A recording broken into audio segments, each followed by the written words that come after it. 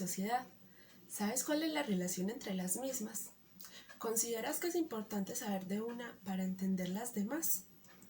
¿Cuáles son tus conocimientos acerca de los paradigmas socioeducativos y las teorías que se desprenden de allí? ¿Qué sabes sobre la influencia de la cultura y la sociedad en la historia de la educación? ¿Y qué sabes sobre la multiculturalidad y la interculturalidad? Pues esta es la ocasión. Mi nombre es Alejandra Peláez, estudiante de la licenciatura en Educación Infantil de Unilasallista, y hoy te hablaré sobre estos temas. Empezaré por definir los conceptos de educación, cultura y sociedad, tres conceptos que a lo largo de la historia han generado una búsqueda indefinida sobre su relación. Entendemos que la educación es todo aquello que nos proporciona conocimientos, por lo cual adquirimos una formación y de esta manera como los individuos asumen y divulgan la cultura.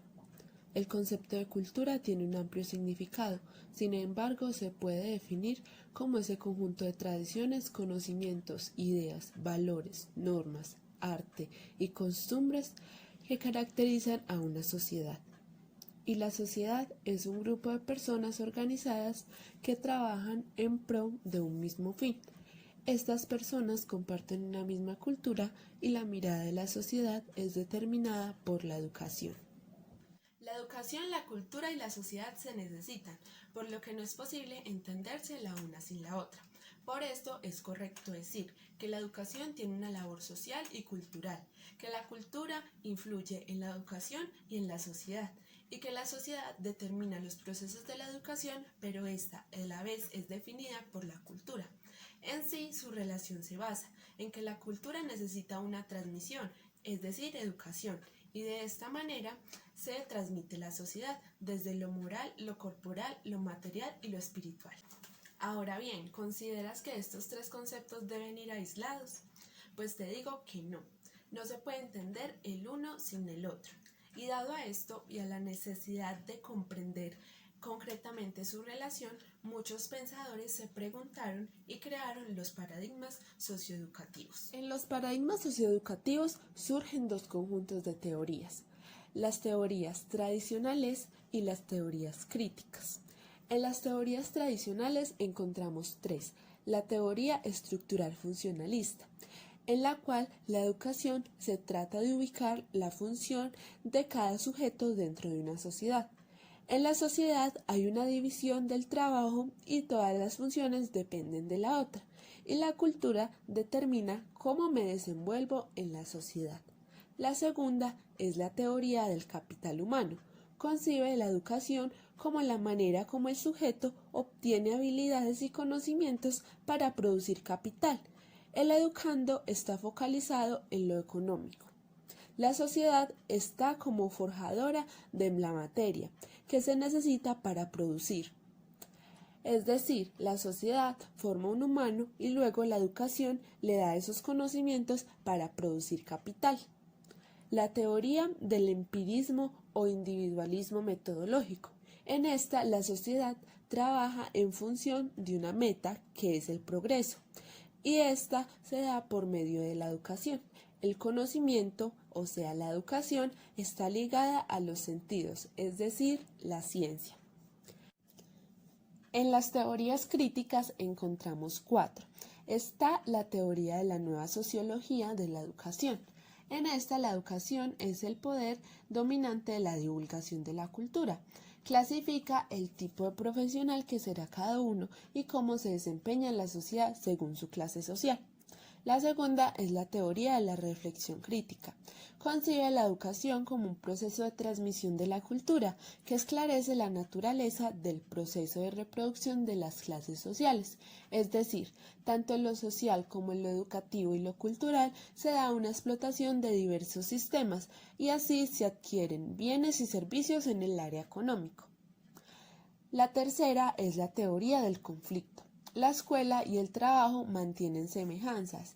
En la escuela se ve reflejada la desigualdad social. O sea, la escuela hace lo mismo que el trabajo al reproducir el sistema de las clases sociales. Y la cuarta es la teoría de la educación para la libertad, la teoría latinoamericana. En esta, por medio de la educación, se deben formar hombres y mujeres útiles y productivos para contribuir al desarrollo social latinoamericano y las necesidades de esta misma. Como les contaba, estos tres conceptos han existido a lo largo de la historia, por lo que ahora les contaré a quiénes se educaba y en qué se educaba en diferentes tiempos de la historia de la educación y cómo entra allí a jugar la cultura y la sociedad. En la Edad Antigua se educaba en áreas como la escritura, la geografía, las matemáticas y la astronomía, la oratoria a los políticos y la escritura a un rango muy pequeño de personas, como a los hijos del faraón, es decir, a las clases altas. Se educaba en la educación física, la natación, la defensa personal y ejercicios gimnásticos, y la educación militar le enseñaban para la guerra, pero solo las clases bajas, y también se educaba mucho en el seno familiar de forma hereditaria en labores del campo. En la Edad Media, la educación se centraba mayormente en los que iban a ser parte del clero. Muy pocos sabían leer y escribir, y quienes sabían se llamaban clérigos, es decir, hombres sabios. En la Edad Moderna se enseñaban las letras, griego y latín, la dialéctica y la retórica, y se centraba mucho la educación en memorizar. De ahí se puede decir que se empezó a pensar en una educación pública y gratuita. Y en la edad contemporánea se educaba más que todo para el progreso social y económico, no tanto para el personal.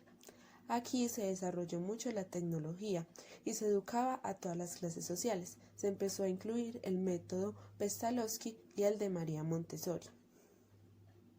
En las diferentes épocas podemos ver que se educaba de formas muy diversas, y esto tiene un porqué, ya que la sociedad iba cambiando y la cultura se modificaba.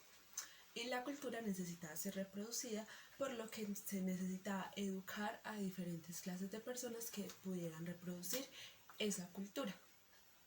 Como lo mencionaba, a lo largo de la historia se podía ver que se priorizaba la educación para las clases altas, pero después se fue pensando en una educación para todos. Pero ¿qué tan cierto es eso de una educación para todos? En realidad, hay que pensar si la escuela sí es un espacio de libre expresión en la que todos pueden estar y si no es una escuela reproductora de la discriminación y de tantas cosas que se pueden presentar en una sociedad. Entonces, por esto es muy importante empezar a mirar en los temas de multiculturalidad e interculturalidad. La multiculturalidad es la existencia de varios grupos de varias culturas en un mismo espacio. Esto es algo que se puede dar muy fácilmente en la escuela. Y ahí es donde entra la gran importancia de la interculturalidad, que es el reconocimiento explícito de las diferentes culturas, las relaciones, las conversaciones, todos estos aspectos positivos que se pueden dar entre varias culturas. También el establecimiento de normas y demás cosas que se dan en esos espacios. Entonces, todo esto para decir que la escuela debería ser un espacio intercultural en el que las experiencias, las oportunidades y todo sea equitativo para todos los que están allí, sin importar su cultura. Así concluyo con los temas expuestos al principio, dándole respuestas a cada una de las preguntas planteadas. Muchas gracias por su atención y escucha. Hasta luego.